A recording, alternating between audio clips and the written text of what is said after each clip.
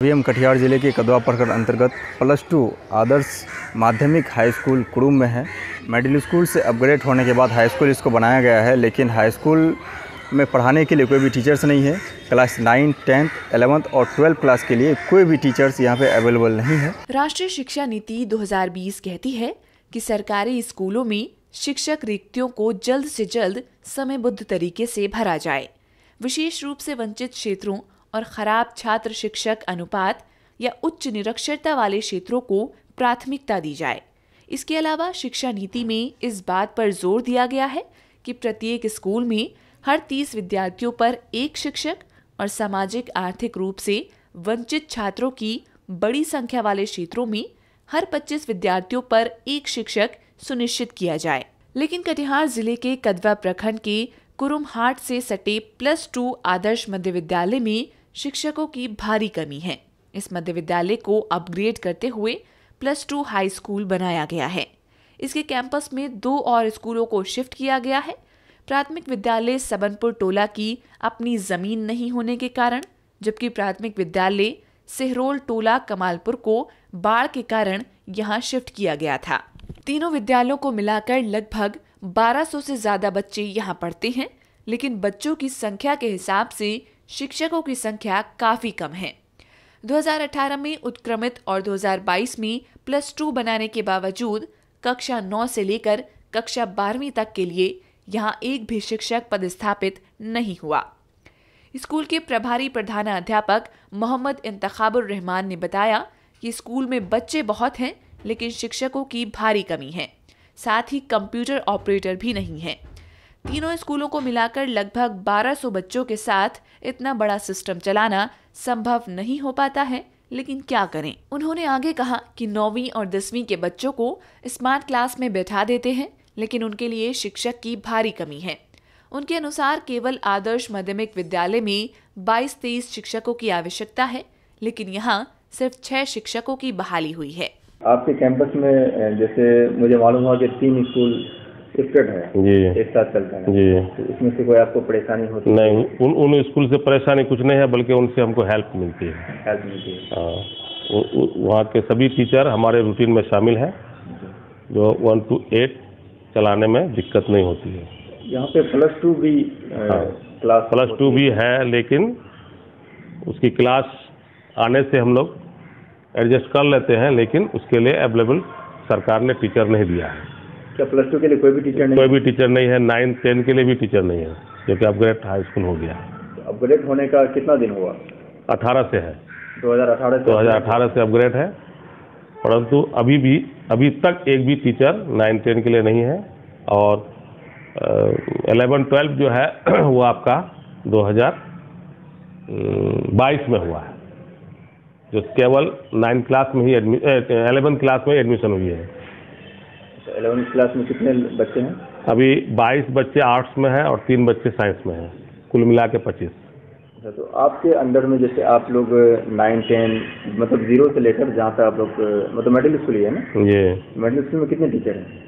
Middle school में बाकी सभी टीचर हैं, सब मिला करके कितना है? 14 टीचर। तीनों स्कूल मिला के 14? तीनों स्कूल मिला के 14। तीनों स्कूल मिलाकर 14 टीचर हैं। लेकिन आदर्श मिडिल स्कूल में 6 टीचर और PS सबनपुर टोला है, एक स्कूल शिफ्टेड है, उसमें 5 टीचर हैं, और एक सिरहोल टोला कमालपुर है, उसमें 3 टीचर हैं। 3 टीचर कुल मिला के 14 टीचर हैं, जिनमें तीनों स्कूल के 3 प्रभारी है, बाकी 11 टीचर जो है।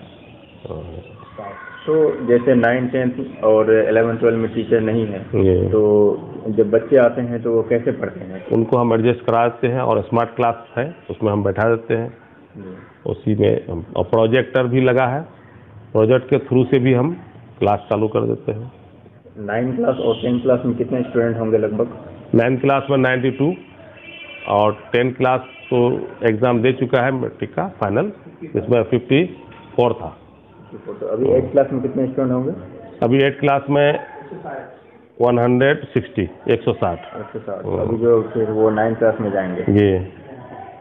इसके लिए आप लोग मतलब क्या टीचर्स नहीं होने से कोई दिक्कत वगैरह भी होती है? हाँ, पूरी दिक्कत है, क्योंकि संभव ही नहीं होता है क्लास चलाने में। हमारे स्कूल में बच्चे के आधार पर 35:1 के आधार पर कम से कम 22-23 टीचर चाहिए। ये जो अभी सिर्फ चल रहा है। हाँ, सिर्फ जो है नहीं, केवल हमारे यहाँ चाहिए, आपके यहाँ चाहिए। उसमें सिर्फ 6 है। उसमें से सिर्फ 6 है। तो बाकी जैसे कोई कंप्यूटर ऑपरेटर या और हाँ, कुछ भी नहीं है। कंप्यूटर सरकार ने दे दिया, लगा भी दिया है, लेकिन उसके लिए जो है कोई भी जो है कर्मचारी बहाल नहीं किए हैं। क्लर्क नहीं है, पियोन नहीं है, और हमारे स्कूल में पियोन भी नहीं है, क्लर्क भी नहीं है। इतना बड़ा सिस्टम चलाने में बहुत दिक्कत। स्कूल में संस्कृत के शिक्षक न होने से बच्चे चिंतित हैं और उन्हें ये डर भी है कि अगर शिक्षक की कमी यूं ही बरकरार रही तो 10वीं के बोर्ड में उन्हें संस्कृत छोड़ किसी और विषय को चुनना पड़ेगा। रोशनी कुमारी कक्षा 7 में पढ़ती है। रोशनी बताती है कि स्कूल में किसी तरह बाकी विषयों की पढ़ाई तो हो जाती है, लेकिन संस्कृत की पढ़ाई नहीं हो पाती है। उसने आगे कहा कि घर पर जितना हो पाता है उतना पढ़ते हैं, थोड़ा बहुत। तो यहाँ पे जैसे बताया कि संस्कृत की पढ़ाई होती है, नहीं होती है? कोई टीचर आते हैं? कोई भी टीचर नहीं है संस्कृत के, तो फिर कैसे पढ़ते हो? घर में कैसे? खुद से या कोई टीचर? खुद से। तो संस्कृत तो वैसे काफ़ी टफ सब्जेक्ट होता है, तो कैसे फिर खुद से हो जाता है?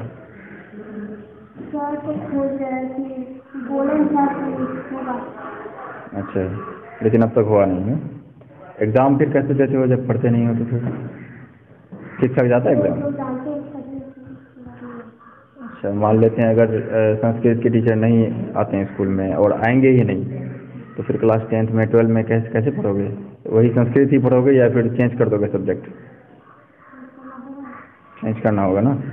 8वीं की छात्रा रूपा कुमारी ने बताया कि वह 4 साल से इस स्कूल में पढ़ रही है, लेकिन कभी यहाँ संस्कृत की पढ़ाई नहीं हुई, जिससे संस्कृत पढ़ने वाले बच्चों को बहुत दिक्कतें पेश आ रही हैं।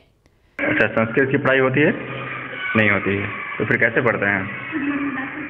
कोई ट्यूशन पढ़ते हैं क्या? अच्छा, कौन सी क्लास में आप? 8th क्लास में है।